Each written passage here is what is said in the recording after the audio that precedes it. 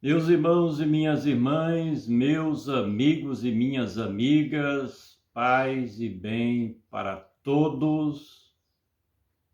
Agradecemos a Deus por mais uma oportunidade em que nós podemos transmitir a mensagem do nosso Deus para os corações.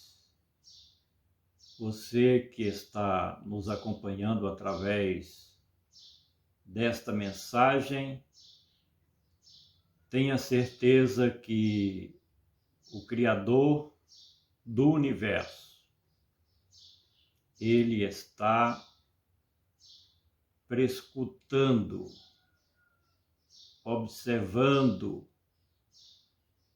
o seu pensamento. Ele sabe do que você precisa. Ele sabe do que você espera. Deus conhece tudo que acontece na vida dos seus servos e das suas servas. É verdade que muita coisa acontece no nosso dia a dia ao ponto de tirar a nossa atenção para algo muito relevante. Chegamos a pensar que Deus não se importa com o que acontece conosco. E isso não é verdade. Deus é o nosso Criador, Ele é o teu amigo e é o teu Pai. Eis a razão porque você tem que tomar uma nova posição em acreditar que Deus está agindo por você. Não permita que nada e nem ninguém tire esta fé, esta confiança que você tem no seu Deus, de que Ele está observando tudo, vendo a sua fé para colocar cada peça no seu devido lugar. O Senhor Jesus disse para os seus queridos discípulos que o acompanhavam: não se turbe o vosso coração, crede em Deus e crede também em mim. Não permita que a perturbação venha se instalar na sua vida, no seu dia a dia. Não permita que a angústia seja mais forte do que você. Não permita que a contrariedade te vença. Ontem, conversando com uma grande amiga que mora muito distante, por telefone, trocando mensagem, eu dizia: eu te vejo como uma vencedora, porque você é especial para Deus. Tenha essa certeza, essa convicção de que o coração do Pai está voltado para você, para te ajudar, para te socorrer. Está difícil? Busca resposta em Deus. Deus tem a melhor solução para a tua dificuldade. Palavra de Deus do Evangelho de Cristo para os nossos corações. Vamos dar continuidade aos nossos comentários expositivos do Novo Testamento, que você pode ler no nosso blog Comentário Expositivo do Novo Testamento. Faça a pesquisa na internet e você vai encontrar. Já temos publicado de Atos dos Apóstolos até o livro do Apocalipse, passando por todas as cartas, o nosso comentário versículo por versículo. Como diz aqui na nossa região, debulhando, frase por frase, palavra por palavra, e explicando em detalhes o Evangelho da nova aliança de Deus com a humanidade por meio de Cristo Jesus, nosso Salvador. Tito, capítulo 3, versículo 4, diz assim para nós o glorioso e poderoso Evangelho do Senhor Jesus. Mas, quando apareceu a benignidade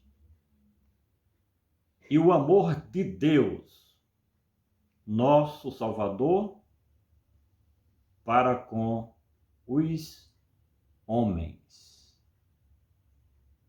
Mensagem poderosa,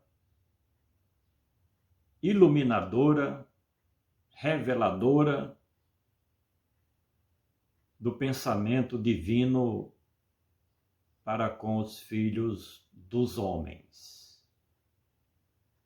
Tem pessoas que chegam a imaginar: eu só creio se Deus descer do céu e falar pessoalmente comigo. Não é assim que funcionam as coisas.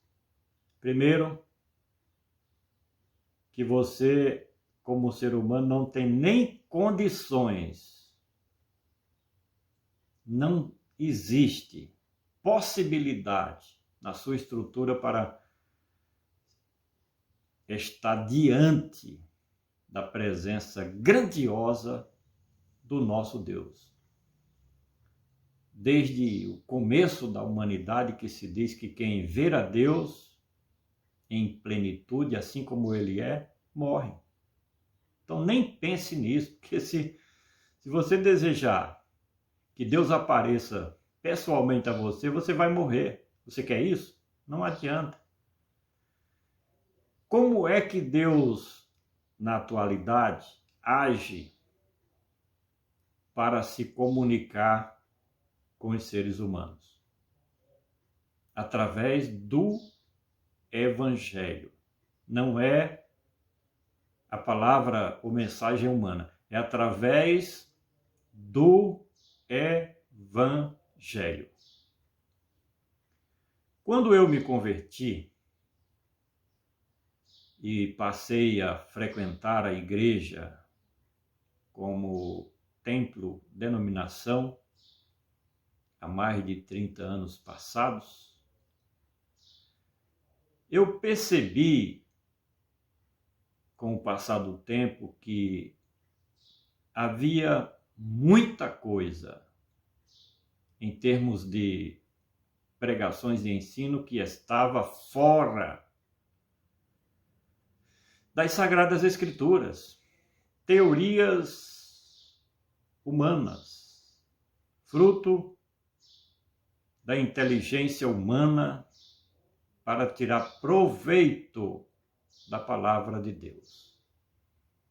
Então, logo nos primeiros anos, ao perceber que havia, repito, muita coisa que eram faladas, pregadas, ensinadas, que não estava na Bíblia. Então eu decidi a penetrar, a mergulhar no oceano das Escrituras, para dentro das minhas limitações, porém, com grande esforço, pregar aquilo que está nas páginas, dentro da Bíblia Sagrada, principalmente o Novo Testamento, que é a mensagem de Deus para a sua igreja. Tudo o que nós encontramos dentro do Novo Testamento é a mensagem completa e suficiente, repito, suficiente para a Igreja de Cristo. De forma que precisamos pregar este Evangelho, tanto para a Igreja de Cristo como para o mundo. Foi Jesus quem mandou ir por todo o mundo e pregai o Evangelho a toda criatura. Mas, quando apareceu, quando foi que isso se deu na história da humanidade? Deus é a sabedoria em essência, e tudo o que ele faz é com planejamento, porque as ações de Deus são empreendimentos do seu reino, do seu governo, do seu domínio, sobre tudo e sobre todos e para todos. Assim sendo, é que ele, na sua agenda, no cronograma de suas realizações, no tempo certo, quando apareceu, fala do tempo. Lendo, estudando, examinando o Velho Testamento, nós encontramos inúmeras profecias como preparação, anúncio destes planos futuros de Deus. E no tempo certo, determinado, organizado e executado por Deus, apareceu. Veio a se manifestar um plano superior, mas muito mais superior do que a aliança de Deus com Israel por meio da legislação mosaica. Apareceu o Messias prometido, cumprimento fiel e verdadeiro das muitas profecias que os profetas falaram e anunciaram em tempos remotos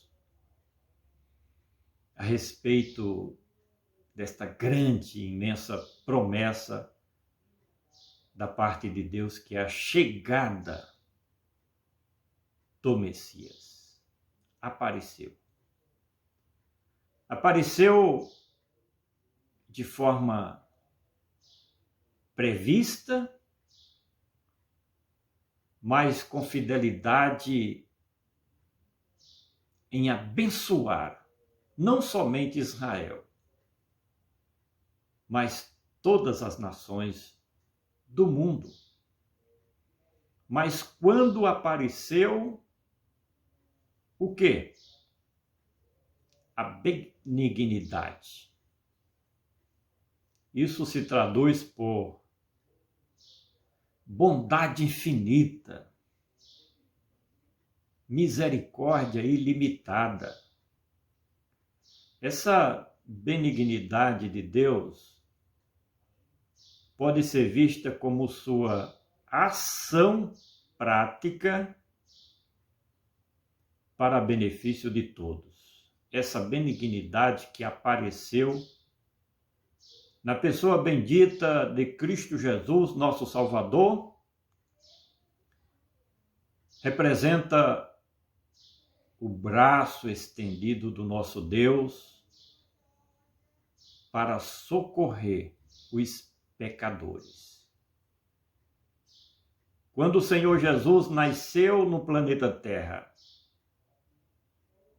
imaginamos, de acordo com os históricos de Israel e da humanidade, podemos concluir que os homens estavam absolutamente perdidos, desgarrados como ovelhas que não têm pastor. Era a realidade não só dos judeus, mas principalmente de todos os homens naturais, dos homens sem Deus, das nações, das gentes, dos gentios, tribos, povos.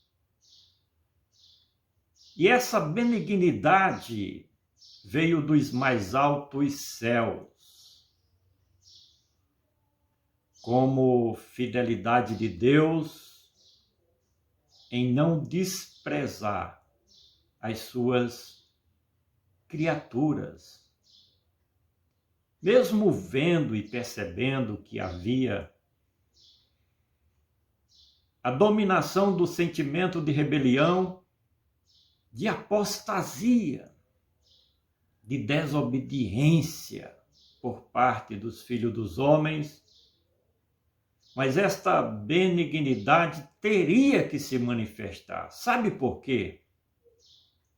Porque Deus é o bem em essência. Ele é a luz inacessível.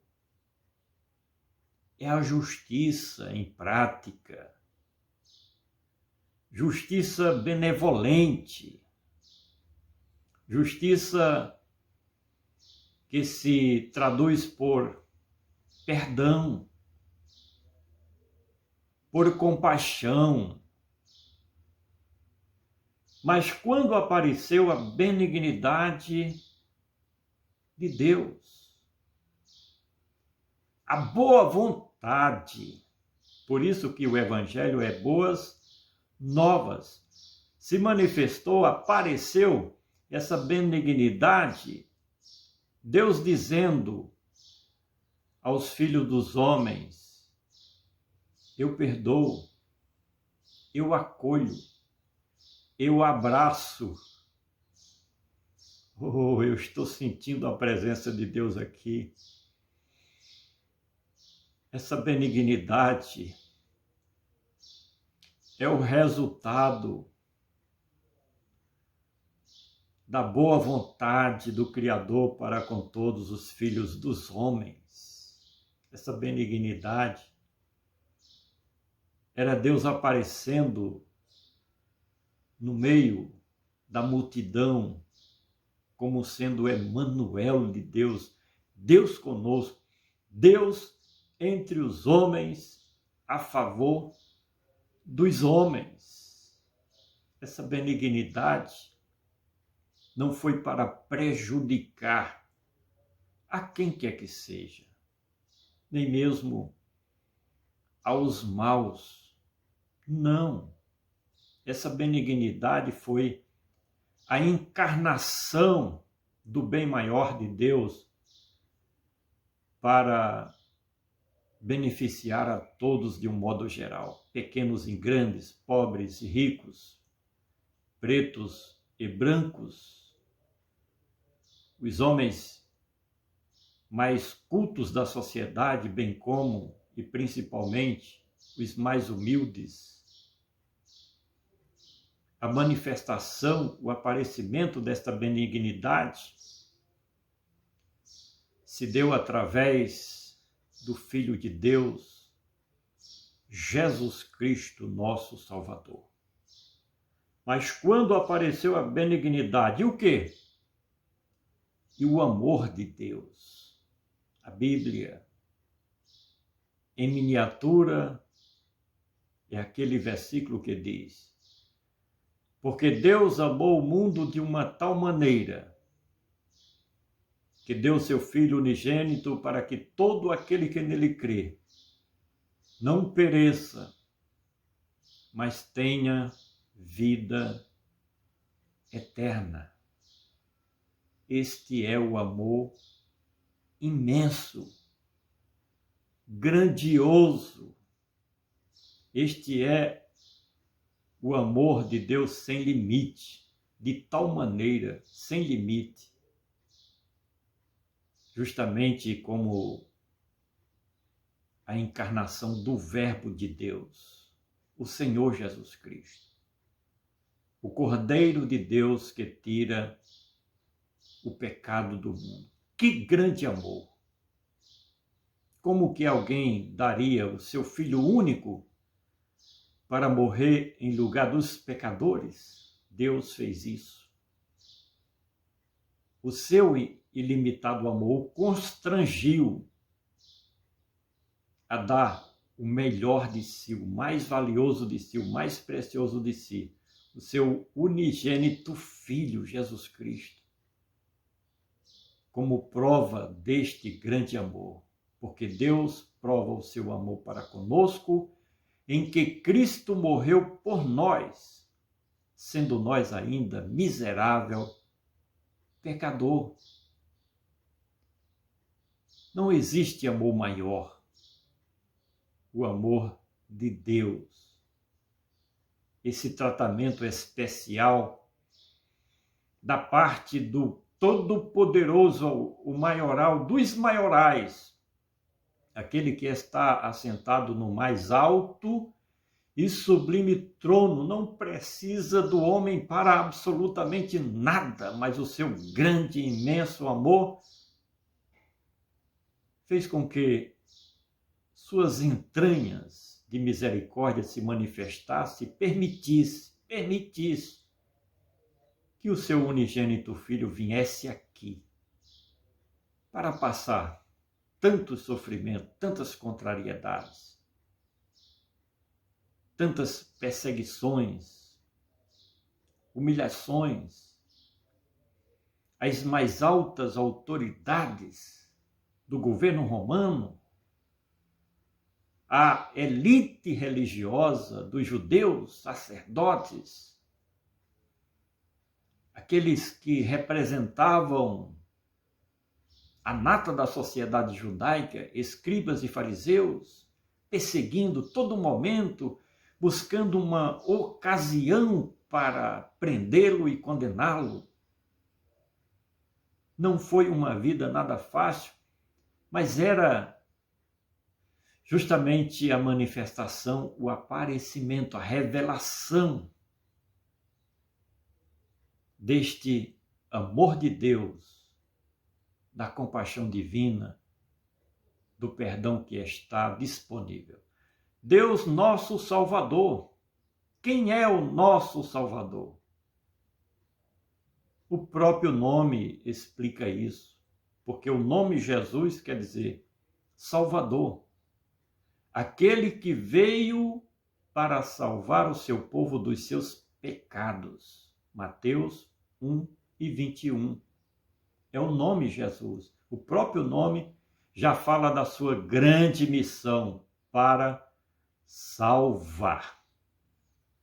Evangelho de João, capítulo 3, versículo 17, diz que ele não veio para condenar a ninguém, mas para salvar o mundo. É salvar o mais vil pecador. Como Salvador, ele não faz acepção de pessoas. Ele simplesmente abriu os braços, morreu de braços abertos, numa simbologia de que está disponível para salvar a quem lhe procura, a quem reconhece que é um miserável pecador e que precisa de um Salvador. Mas quando apareceu a benignidade de Deus e o amor de Deus, nosso Salvador, para quem? Para com todos os homens.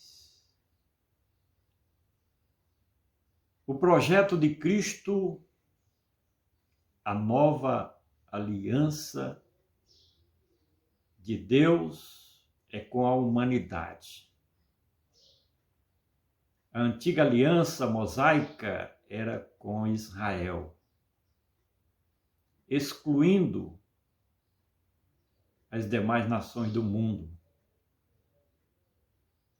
Porém, essa benignidade e amor de Deus, da nova aliança, do novo pacto, do Novo Testamento, é universal. O Brasil, o Japão, o Canadá, a Inglaterra, os africanos, os asiáticos, os pretos, os brancos, ricos e pobres, os bárbaros, como fala o Novo Testamento, os mais ignorantes, os PhDs de todas as ciências, de um modo geral, todos têm a oportunidade de receber o benefício da benignidade, da bondade e do amor deste grande Deus, que se manifestou humildemente como sendo Emanuel, justamente para salvar a todos. A salvação está ao alcance de todos. E o que é a salvação? Precisamos sempre explicar isso. É o cidadão, já aqui na terra, viver com Deus e para Cristo. E quando partir deste mundo, através de duas coisas. Primeiro, da morte física, biológica, morte clínica. Ou participar do arrebatamento da igreja.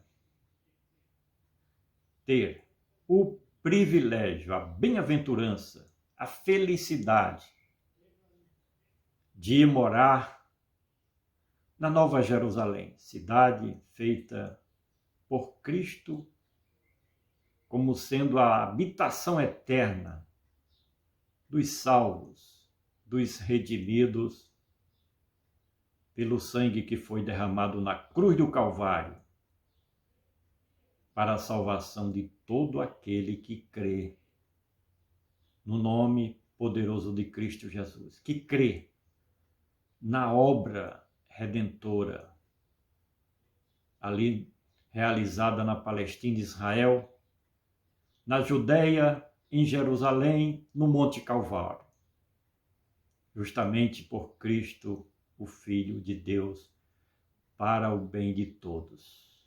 Mas quando apareceu a benignidade e o amor de Deus, nosso Salvador, para com os homens, é esta a proposta de Deus, a salvação, a vida eterna. Porque se o homem não aceitar esta salvação, esta vida eterna, aí explicamos a outra parte. Infelizmente, lamentavelmente, vai partir desta vida através da morte biológica para um lugar de sofrimento, as hienas eternas, o inferno, o lago de fogo, que é uma realidade. Não tem como fugir desta verdade, desta realidade. Ou parte daqui para a salvação e vida eterna com Cristo, ao lado de Deus, ou do outro lado, vai partir desta vida, sendo fruto da condenação, da perdição eterna, do juízo eterno, em que nunca mais terá o direito da felicidade, do bem-estar. Nunca mais. Quem for salvo é salvo para sempre. Quem for condenado é condenado para toda a eternidade. E não queremos isso para o nosso próximo, para o nosso semelhante. Que você medite nesta palavra, nesta mensagem que não é minha, é o Evangelho. Eu estou apenas explicando, expondo a mensagem do Evangelho. Quero agradecer a sua presença aqui no nosso canal do YouTube. Você que ainda não é inscrito, por favor, se inscreva e acompanhe o nosso trabalho. A você que já é inscrito, solicito que você também dê o seu like, ative o sininho para receber as notificações e compartilhe o nosso material, nossos vídeos nas suas mídias sociais. Vamos juntos semear o Evangelho de Cristo Jesus, nosso Salvador. Agradeço a sua preciosa atenção e até o próximo comentário.